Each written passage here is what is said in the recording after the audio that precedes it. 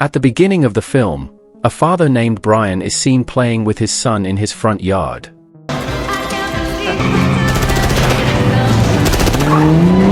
But the calm atmosphere turned into chaos when two cars containing a group of gangs were involved in a shootout.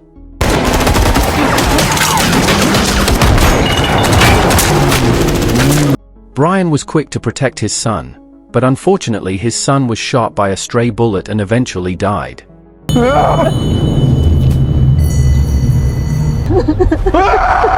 Brian, who did not accept it, tried to pursue the gangsters to be responsible.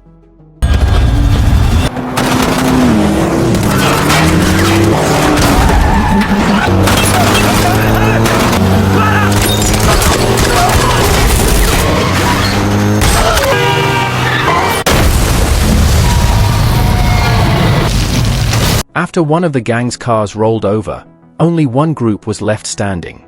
Brian then took an iron bar from the rubbish bin.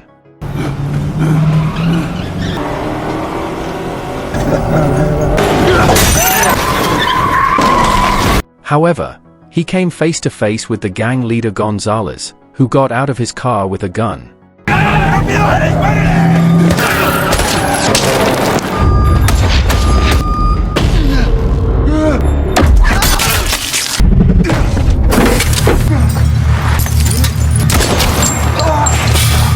Instead of getting justice for his son's death, Brian felt pain when Gonzalez fired a shot right into his throat.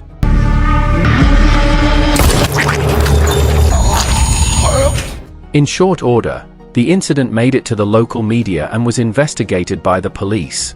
Meanwhile, Brian survived after undergoing surgery and treatment for approximately 4 months in hospital. Brian finally woke up with his wife, who always faithfully accompanied him. However, Brian wanted to wake up immediately and take revenge for the death of his favorite son, even though at that time, Brian was still limping. In fact, he couldn't even speak anymore, as he was permanently mute due to the gunshot wound he received. A few days later, Brian was allowed to go home. On his way home, Brian saw everyone on the road as enemies who had to be killed and eliminated, as if they were all responsible for his son's death. Arriving home, a father's heart broke when he had to accept the fact that his little son was no more. The days that were usually filled with play are now gone. Brian was furious and still could not accept the death of his beloved son.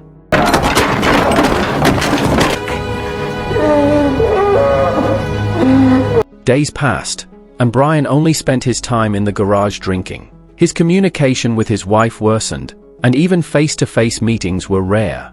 This had a significant impact on his household and Brian's life as a whole. As he sat in the courtyard, Brian thought back to the day his son was killed by a stray bullet. The pain never seems to go away, so rather than just sitting around doing nothing, Brian, who no longer cares about his own life, is desperate for revenge. He started his plan by going to the police station to find out the faces of the perpetrators.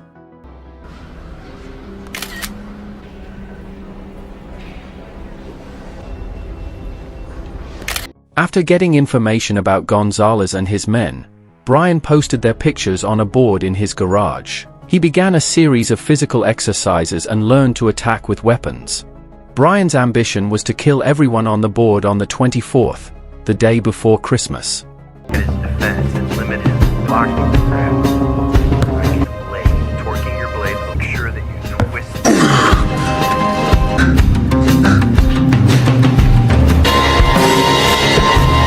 He trained his physique and skills and bought a used car for revenge. As a mechanic, it wasn't difficult for Brian to modify the car to make it better, complete with various interesting features ready to face unexpected situations. It wasn't enough to train physically and modify vehicles. Brian also attended shooting classes to improve his skills and confidence.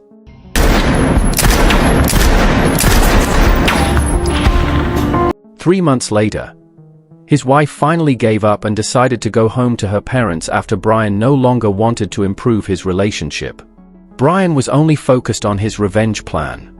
Brian's life was completely ruined, with no chance of turning back.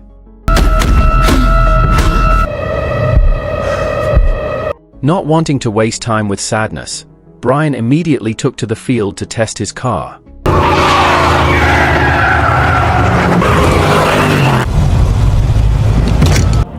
Brian observed Gonzalez from a distance to confirm his target and found some of Gonzalez's confidants. This made it easier for Brian to determine his first target.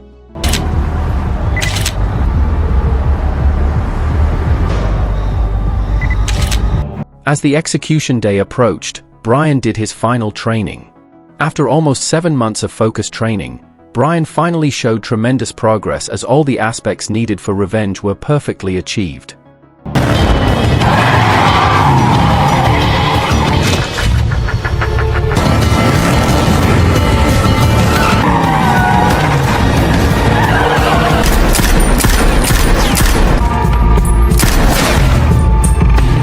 One day, Brian decided to shop in the neighborhood where Gonzalez and his gangsters lived.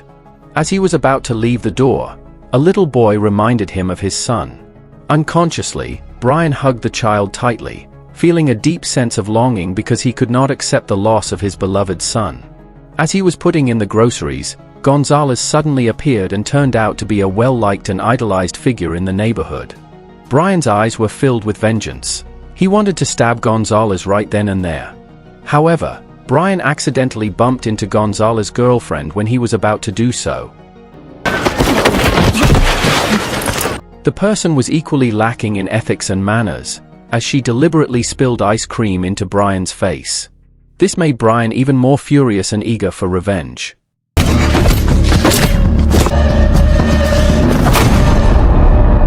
One day before the execution day, Brian began to launch his action. He went to the home of one of Gonzalez's confidants, Carlos. Although Brian had no experience in the criminal world, he was desperate to break into Carlos' house.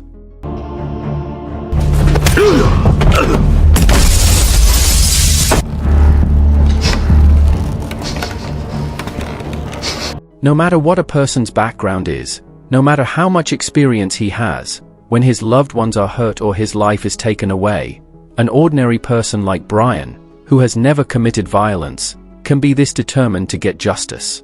Brian forced Carlos to fill out a form with questions such as the name of his gang, who his associates were, where they were located, and the businesses they ran. When Carlos finished writing everything down, there was a fierce fight.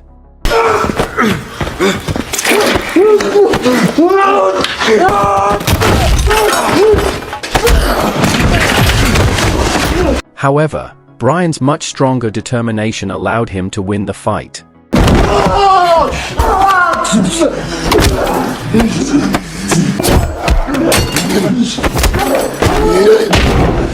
He dragged Carlos' body and left him in front of a police detective's house, complete with a letter containing all of Carlos' confessions.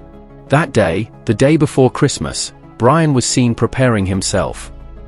He brought various equipment, such as bulletproof vests, handmade explosives, and firearms. Then, he made a pilgrimage to his son's grave for the last time.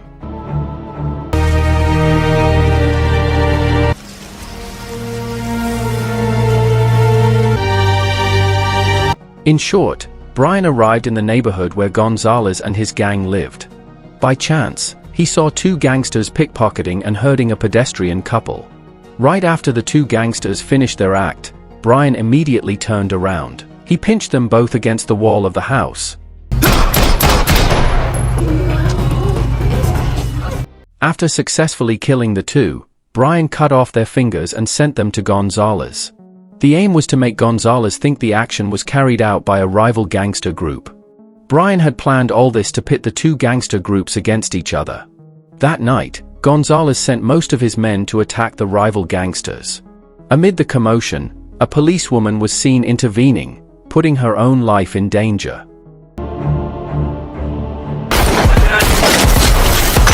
Seeing this situation, Brian needed to assist her by breaking the gangster's concentration using his driving skills.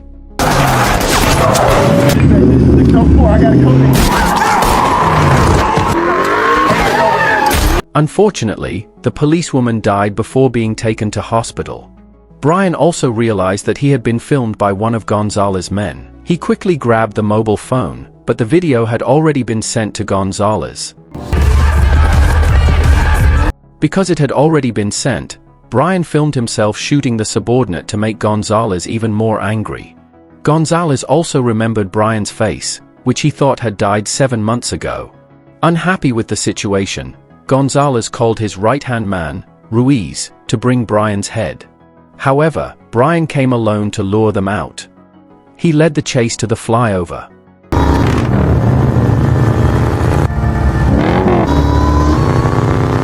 There, Brian cried again, remembering his son. However, time didn't allow him to dwell on his grief, so Brian hit the gas again.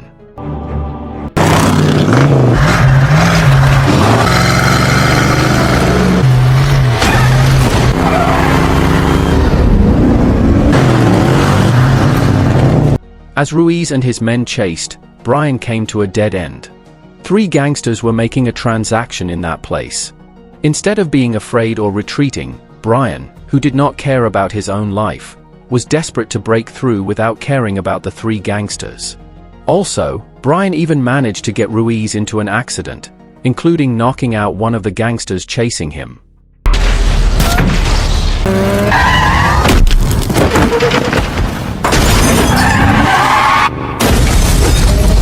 At the same time, a detective who got a clue about the gangster's address decided to act alone without the help of his team. Meanwhile, Brian is seen resting just as Gonzalez sends a group message on one of his men's mobile phones. The message asks the remaining troops to assemble at headquarters. Brian sees the opportunity to finish them all off.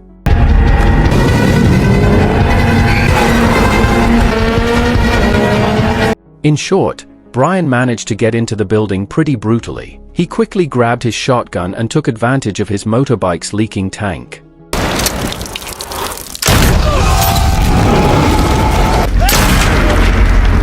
Just as Gonzalez and his girlfriend were dancing while enjoying the effects of drugs, Brian managed to finish off all the troops below.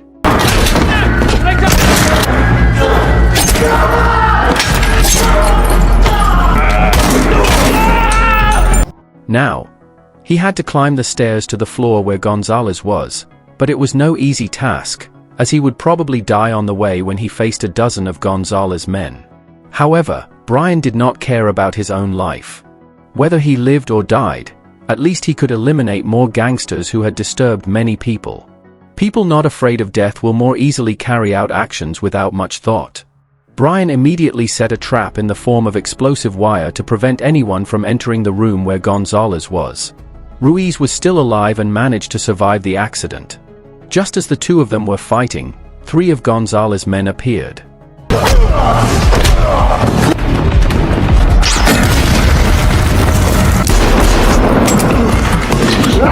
However, Ruiz seemed to be a strong man who could not die even after being shot twice. Therefore, Brian decided to use another method, which was to take a large caliber machine gun. It wasn't long before the detective arrived, just in time to take down all the gangsters. Just as he was about to arrest Brian, Gonzalez's girlfriend appeared with her submachine gun, forcing both of them to take cover.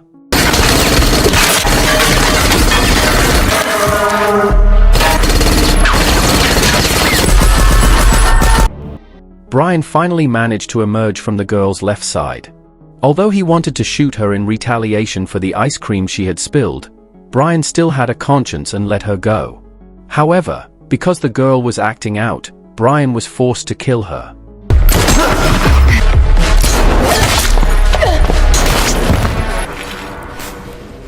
Now, it's Gonzalez's turn, the last and only target he has to kill. As the leader of the gangsters, Gonzalez is too afraid to come out in the open, so Brian must follow him into his personal room. Unfortunately for Brian, he found himself in a tight spot when Gonzalez put a gun to his head. However, the detective managed to shoot Gonzalez in the shoulder from behind. This allowed Brian to take his revenge slowly by strangling him until he was out of breath.